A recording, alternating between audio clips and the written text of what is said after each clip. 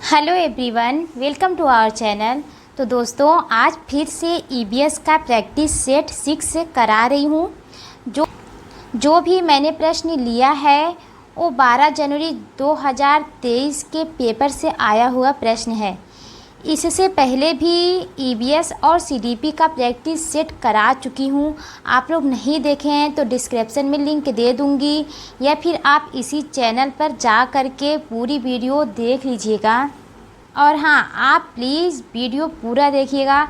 Video पसंद आए तो चैनल को सब्सक्राइब और लाइक कर दीजिएगा मेरे दोस्तों, इससे मुझे भी मोटिवेशन मिलेगा। आइए देखते हैं पहला प्रश्न। वाणी ने कहा, आम का पेड़ खुली छतरी जैसा है। इस कथन में वाणी द्वारा किन प्रक्रियाओं का प्रयोग किया गया है? ए है अवलोकन, बी है तुलना, सी है निर्णय, डी है कल्पना। ऑप्शन है ए बी सी, बी है ए बी डी, सी है ए डी सी, डी है ए सी और ए। तो इसका सही उत्तर होगा ऑप्शन बी, ए बी और डी। तो जो वाणी है वो कहती हैं आम का पेड़ खुली छतरी जैसा है, तो वाणी यहाँ पर अवलोकन कर रही हैं। वाणी कहती है आम का पेड़ खुली छतरी जैसा है, तो आम के पेड़ की तुलना वाणी खुली छतरी से करती हैं, इसलिए तुलना कर रही हैं। और वाणी जो है वो आम का पेड़ और खुली छतरी का कल्पना कर रही हैं, इसलिए वो कल्पना कर रही हैं। इसलिए इसका सही उत्तर अवलोकन, तुलना, कल्पना हो जाएगा। देखिए यहाँ पे निर्णय वो नहीं ले रही हैं, निर्णय जैसी यहाँ पे कोई बात नहीं की गई है, इसीलिए निर्णय नहीं होगा। दूसरा प्रश्न है, निम्नलिखित में से कौन से पदार्थों को आप जल से कपड़े के द्वारा छानकर अलग कर सकते हैं? ये है दूध और नमक। तो दूध और नमक को आप अलग नहीं कर सकते हैं, क्योंकि अगर आप दूध और नमक को जल में मिलाते हैं तो घुल जाएंगे, इसलिए ऑप्शन ए गलत हो जाएगा। बी, नमक और चीनी भी अगर आप जल में मिलाते हैं तो ए भी घुल जाएगा, इसलिए ऑप्शन बी भी गलत हो जाएगा। हल्दी पाउडर और तेल, तो हल्दी पाउडर और तेल अगर आप जल में मिलाते हैं उसे भी आप अलग नहीं कर सकते हैं, ये भी घुल जाएगा। तो इसलिए इसका सही उत्तर हो जाएगा ऑप्शन डी, चाक पाउडर और रेत। तो अगर आप चाक पाउडर लेते हैं और रेत लेते हैं और जल में आप घोल देते हैं तो इसे आप कपड़ों के द्वारा छान कर अलग कर सकते हैं। तो अगर आप चाक पाउडर और रेत लेते हैं और उसे जल में मिलाते हैं तो कपड़े के द्वारा छान कर अलग कर सकते हैं, क्योंकि जो चाक पाउडर और रेत होता है वो जल में अघुलनशील होता है, बाकी ये सारे घुलनशील होते हैं जल में, इसलिए ऑप्शन डी सही हो जाएगा। तीसरा प्रश्न है, निम्नलिखित में से कौन सा समूह एक ही प्रकार के खाने की सामग्री से बना है? ऑप्शन ए है डोसा, पुलाव, खीर, बी है चपाती, दाल, यहाँ पे दाल हो जाएगा, सलाद, सी है हलवा, बिरयानी, जेली, डी है अचार, इडली, हलवा। तो इसका सही उत्तर हो जाएगा ऑप्शन ए, डोसा, पुलाव, खीर। क्योंकि जो डोसा है वो उड़द के दाल और चावल से बना होता है, और पुलाव की बात करें तो ये भी चावल से बना होता है, और खीर ये भी चावल से बना होता है, इसलिए ऑप्शन ए सही हो जाएगा। क्योंकि ये तीनों ही चावल से बने हुए हैं तो ये एक ही सामग्री से बना हुआ है। अगर बात करें चपाती, दाल, सलाद की, तो चपाती जिसे रोटी कहते हैं ये देखिए गेहूं से बनता है, और दाल तो आप जान ही रहे हैं, फिर सलाद में खीरा वगैरह हो जाता है, तो ये भी एक सामग्री से नहीं बना हुआ है।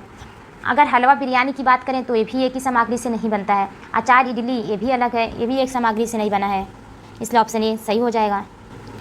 चौथा प्रश्न है, यदि कोई किसान अपने खेतों में उर्वरक, कीटनाशक के अधिक का उपयोग करके बार बार धान की फसल उगाता है तो इस आचरण से उसके खेत की मृदा, ये है केवल धन, यहाँ पे धान है, धान की फसलों के लिए उपयुक्त होगा? ऐसा नहीं है। एक साल में कई फसलों के लिए उपजाऊ हो जाएगा? ऐसा भी नहीं है। उसी प्रकार के फसलों के लिए भी उपजाऊ हो जाएगा? उपजाऊ नहीं होगा।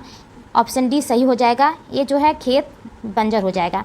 तो जब आप अपने खेत में एक ही फसल, चाहे वो धान हो या फिर गेहूँ हो, सरसों, कोई भी फसल हो, आप उसे बार बार एक ही फसल को लगाते हैं तो आपका जो खेत है ना वो बंजर हो जाएगा, इसलिए ऑप्शन डी सही हो जाएगा। पांचवा प्रश्न है, मुकुल हस्त मुद्रा जो सभी अंगुलियों के सिरों को जोड़कर बनती है दर्शाती है? ए है दृढ़ निश्चय, बी है कमल का फूल, सी है फूल तोड़ना, डी है दृढ़ता। तो इसका सही उत्तर हो जाएगा कमल का फूल, क्योंकि मुकुल का जो अर्थ होता है वो होता है कली, इसलिए ऑप्शन बी सही हो जाएगा, कमल का फूल। एक व्यक्ति जिसमें रक्तहीनता की पहचान हुई है उसको क्या खाने पीने की सलाह दी जाएगी? ऑप्शन ए है चुकंदर का रस तथा पालक, बी है अनार का रस तथा दूध से बने पदार्थ, सी है नींबू पानी तथा जेली, डी है खीरा तथा टमाटर का सूप। तो इसका सही उत्तर हो जाएगा ऑप्शन ए, चुकंदर का रस और पालक। तो जब व्यक्ति को रक्तहीनता है, जिसे एनीमिया भी कहते हैं, रक्तहीनता को ही एनीमिया कहते हैं, तो जब कोई व्यक्ति रक्तहीनता या फिर एनीमिया से पीड़ित है, उसे आप चुकंदर का रस और पालक देते हैं तो जो रक्तहीनता है वो दूर हो जाएगी। और ये किसकी कमी से होता है? तो एक खून की कमी से होता है।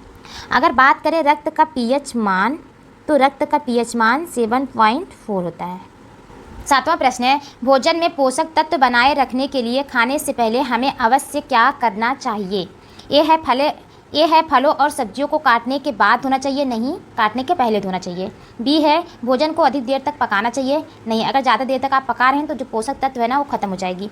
सी है चावल तथा अनाजों को ढेर सारे पानी में धोना चाहिए, ऐसा नहीं करना है कि आप ज़्यादा पानी में धोएंगे तो उससे भी पोषक तत्व ख़त्म हो जाती है। ऑप्शन डी ही सही होगा।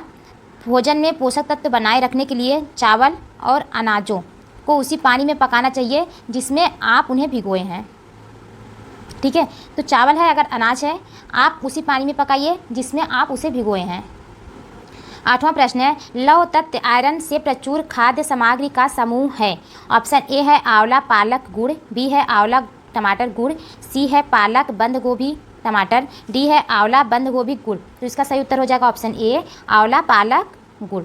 आंवला पालक और गुड़ में लौह पदार्थ, जिसे आयरन भी कहते हैं, प्रचुर मात्रा में पाई जाती है। 9वां प्रश्न है, पक्षी निश्चित समय पर अपने पंखों को खो देते हैं, यह प्रक्रिया कहलाती है? ए है हाइबरनेशन, बी है झकाना, सी है मोल्टिंग झरना जिसे कहते हैं, डी है सेलिंग। तो इसका सही हो जाएगा उत्तर ऑप्शन सी, मोल्टिंग या फिर झरना।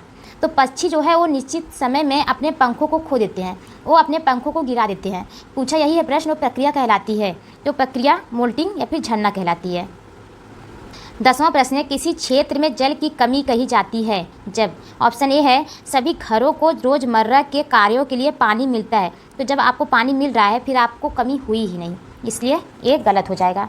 उसी क्षेत्र में पानी केवल नलों से आता है, तो जब पानी नल से आ रहा है तो कमी कहाँ हुई, इसलिए ऑप्शन बी भी गलत हो जाएगा।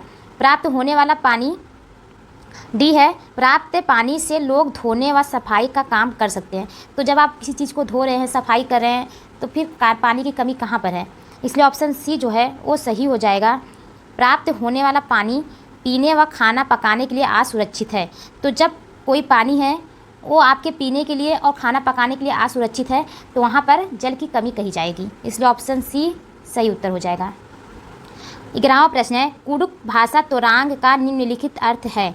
ऑप्शन ए है वन उत्पाद, बी है वन, सी है वनवासी, डी है निष्फल वन। तो इसका सही उत्तर हो जाएगा बी, वन, जिसे जंगल भी कहते हैं, वन को ही। तो अगर बात करें कुडुख भाषा, तो जो कुडुख भाषा है वो झारखंड की भाषा है। झारखंड के आदिवासी लोग इसी भाषा का प्रयोग करते हैं। तो वन और जंगल को वो तोरांग के नाम से बोलते हैं। 12वां प्रश्न है, पक्षियों के पंखों के दोनों ओर का मुलायम भाग क्या कहलाता है? ए है बार्ब, बी है रेचिस, सी है क्विल, डी है केलेमस। तो इसका सही उत्तर हो जाएगा ऑप्शन ए, बार्ब। तो जो पक्षियों के पंखों के दोनों ओर का मुलायम भाग होता है वो बार्ब कहलाता है। और 13वां प्रश्न है, मलेरिया से ग्रस्त व्यक्ति के सामान्यतः लक्षण होंगे? ए है बुखार के साथ खांसी व जुखाम। तो खांसी व जुखाम नहीं होता है अगर जो मलेरिया से ग्रस्त हैं। दस्त और बुखार, तो दस्त भी नहीं होता है, इसलिए ऑप्शन गलत हो जाएगा। डी है त्वचा पर फफोले, तो फफोले भी नहीं होते हैं, ऑप्शन सी सही हो जाएगा, ठंड लगना और बुखार आना। अगर मलेरिया की बात करें तो कौन से मच्छरों के द्वारा फैलता है? तो ये मादा एनीफिलीज मच्छरों के द्वारा फैलता है। मादा एनीफिलीज मच्छर के द्वारा ये मलेरिया का रोग जो होता है वो फैलता है। नेक्स्ट प्रश्न है, पर्यावरण अध्ययन शिक्षण के लिए विद्यार्थियों को क्षेत्र भ्रमण पर ले जाने के दौरान निम्नलिखित में से क्या सर्वाधिक महत्वपूर्ण है? यह है क्षेत्र भ्रमण के लक्ष्यों का निर्धारण, बी है यात्रा के माध्यम का चयन, सी है चर्चा के अवसर सृजित करना, डी है चिंतनशील जर्नल लिखना व रखना। तो इसका सही उत्तर हो जाएगा ऑप्शन सी, चर्चा के अवसर सृजित करना। तो जब आप विद्यार्थियों को क्षेत्र के भ्रमण पर ले जा रहे हैं तो सबसे ज़्यादा महत्वपूर्ण यही होगा कि आप विद्यार्थियों के साथ चर्चा करें और उसे सृजित करें। 15वां प्रश्न है, अध्ययन में सहयोगी अधिगम उपागम है? ए है समूह में व्यक्तिगत क्रियाकलापों के मान में वृद्धि, बी है सामूहिक कार्यों के लिए विषयों के मान में वृद्धि, सी है समूह के क्रियाकलापों के मान में वृद्धि, डी है समूह में शिक्षक के मान में वृद्धि। तो इसका सही उत्तर हो जाएगा ऑप्शन सी, क्योंकि जब आप अध्ययन में सहयोगी अधिगम का उपागम कर रहे हैं तो जितने भी समूह हैं उसके क्रियाकलापों के मान का सम्मान रखिए, इसलिए मान में वृद्धि रखिए। ऑप्शन सी सही हो जाएगा। आज के लिए इतना ही क्वेश्चन दोस्तों। कमेंट कीजिएगा ये सेशन आपको कैसा लगा। और हाँ, आप लोग क्वेश्चन के प्रैक्टिस सेट पर ज़्यादा ध्यान दीजिए, आपके स्कोर अच्छे बनेंगे, क्योंकि प्रीवियस ईयर के क्वेश्चन से मिला जुला ही प्रश्न हमेशा एग्ज़ाम में आता रहता है। Thank you so much. मिलते हैं नेक्स्ट वीडियो में।